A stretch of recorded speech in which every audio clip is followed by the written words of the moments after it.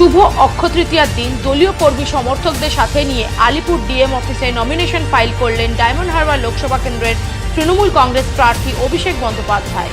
হাজার হাজার কর্মী সমর্থক এদিন উপস্থিত ছিলেন অভিষেক বন্দ্যোপাধ্যায় নমিনেশনে। রীতিমতো তাদের ভিড় সামলাতে হিমশিম খেতে হয়েছিল নিরাপত্তা রক্ষীদের। সবার মুখে একটাই কথা, অভিষেক বন্দ্যোপাধ্যায় জিন্দাবাদ।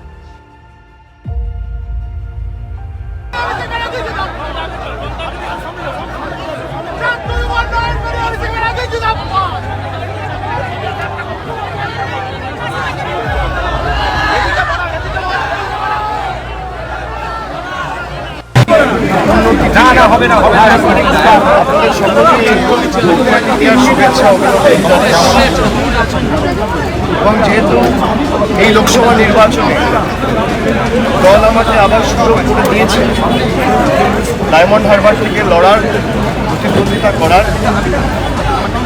আমি রীতিনীতি অনুযায়ী যেহেতু আমার ভোট সপ্তম দফা এবং শেষ দফা 1 তারিখে, নমিনেশন পর্ব এবং নোটিফিকেশন 7 তারিখ থেকে শুরু হয়েছে। আজকে আমি মনোনয়ন জমা দিয়েছি। প্রবীণ থেকে শুরু করে বয়োজ্যেষ্ঠ সকলের আশীর্বাদ নিয়ে এবং যেভাবে সমর্থকদের মানুষের ভালোবাসা, আজকে কার্যত যেভাবে মানুষ ফুল বর্ষণ করে আশীর্বাদ বর্ষণ করে আমাদেরকে আশীর্বাদ করেছে, ডায়মন্ড হারবার থেকে বিভিন্ন অঞ্চল, বিধানসভা, ওয়ার্ড, টাউন থেকে সমর্থকেরা এসছে, ভাইয়েরা এসছে।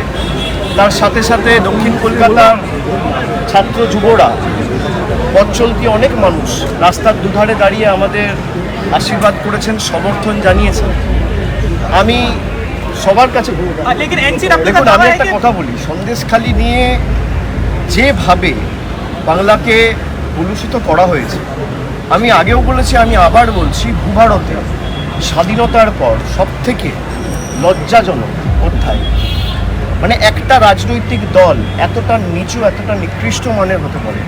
আমরা গোদরা দাঙ্গার কথা শুনেছিলাম, আমরা পুলওয়ামায় কিভাবে নিজেদের স্বার্থ চরিতার্থ করতে বিজেপি পুলওয়ামা করিয়েছিল আমরা শুনেছিলাম।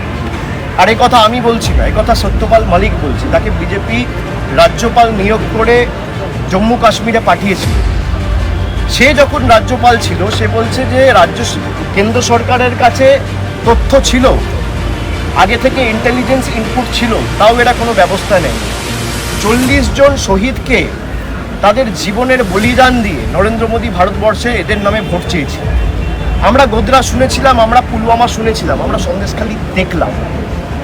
চোখে দেখা এক জিনিস, কানে শোনা এক জিনিস। 10টা 15টা 20টা ভোটের জন্য যারা বাংলার 10 কোটি আপামর জনসাধারণকে সারা দেশের কাছে ছোট করতে পারে, সারা দেশের কাছে অলঙ্কিত করতে পারে, মানে তাদের থেকে নিচু মানের, তাদের থেকে নির্লজ্জ রাজনৈতিক দল ভারতবর্ষে ভারতে কোনোদিন আমি দেখি। এবং আমি তো এই কথাগুলো বলছি না, কথা বলছে বিজেপির মণ্ডলের সভাপতি। তাকে এখনো আজকে প্রায় 4 দিন হয়ে গেল, 96 ঘন্টা হয়ে গেল, 3 দিন 4 দিন হয়ে গেছে যেই ভিডিওটা জনসমক্ষে এসছে, এখনো পর্যন্ত দলগতভাবে বিজেপি কোনো ব্যবস্থা নেই। এবং একের পর এক মহিলারা তারা এখন জনসমক্ষে এসে প্রকাশ্যে বলছে যে আমাদের জোর করে ভুল বুঝিয়ে সাদা কাগজে সই করাতে বাধ্য করেছিল বিজেপির নেতারা। জাতীয় মহিলা কমিশনের বিরুদ্ধে অভিযোগ উঠছে, এসটি কমিশনের বিরুদ্ধে অভিযোগ উঠছে। আজকে সারা বাংলাকে যেভাবে ছোট করেছেন আপনারা দেশের সামনে, পূর্ব পরিকল্পিত ষড়যন্ত্র এবং চক্রান্ত করে 2000 টাকার বিনিময়ে বাংলার 10 কোটি মানুষের মর্যাদা, সম্মান আপনারা দিল্লির বুকে বিক্রি করেছেন। এর থেকে লজ্জাজনক কি হতে পারে? সেই ফুটেজ দেখাইনি গভর্নর। আমি তো সেটাই বলছি, উনি দেখাক। আমার বিরুদ্ধে যদি কোনো অভিযোগ ওঠে, আমি তো পুরোটা জনসমক্ষে আনব, তাই নয় কি?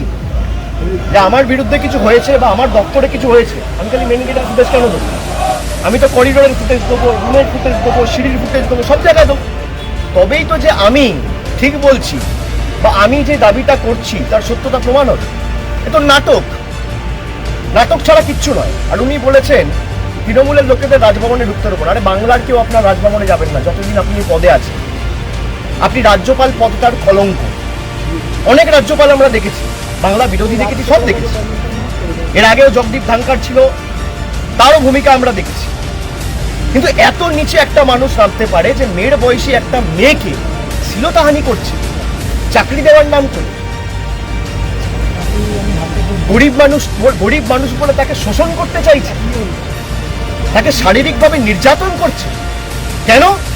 আমার বিরুদ্ধে আইনগতভাবে কোনো রকম কোনো তদন্তর প্রভিশন নেই। আইনের ঊর্ধ্বে তো আমি নই, আজ নয়তো কাল আমাকে তো পদ থেকে সরতে হবেই। আর আমি মনে করি রাজ্যকে দরকার হলে সুপ্রিম কোর্টে যাওয়া উচিত, যে আমি রাজ্যপাল মানে সাংবিধানিক পদে রয়েছি, রাজ্যের সাংবিধানিক প্রধান, কেন্দ্র সরকারের প্রতিনিধি, তাই বলে আমি যা ইচ্ছা তাই করবো, এ হতে পারে না।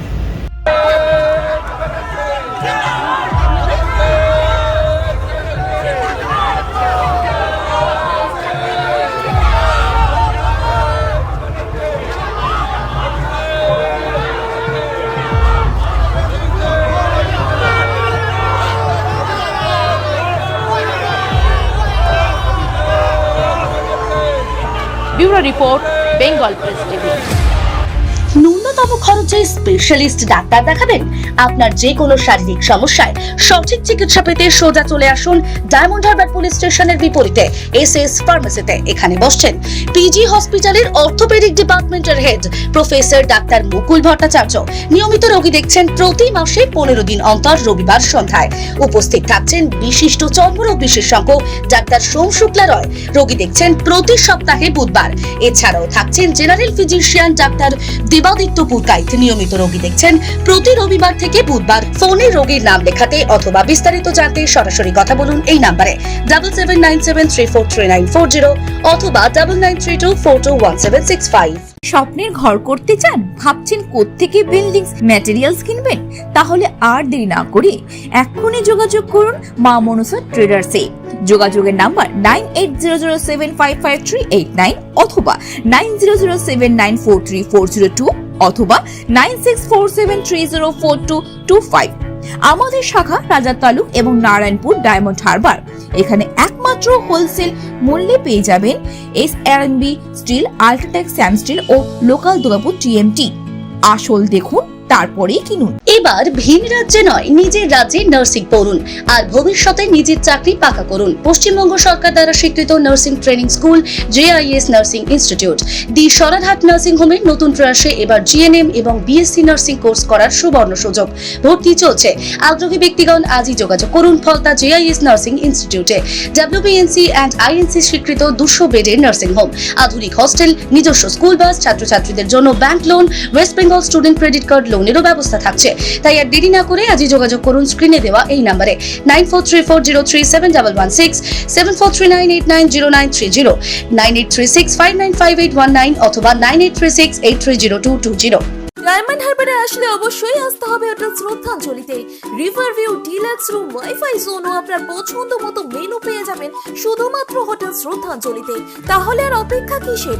আজই চলে আসুন হোটেল শ্রদ্ধাঞ্জলি, ডায়মন্ড হারবার মেইন রোড, দক্ষিণ 24 পরগনা ক্রিমিনাল কোর্টের নিকট।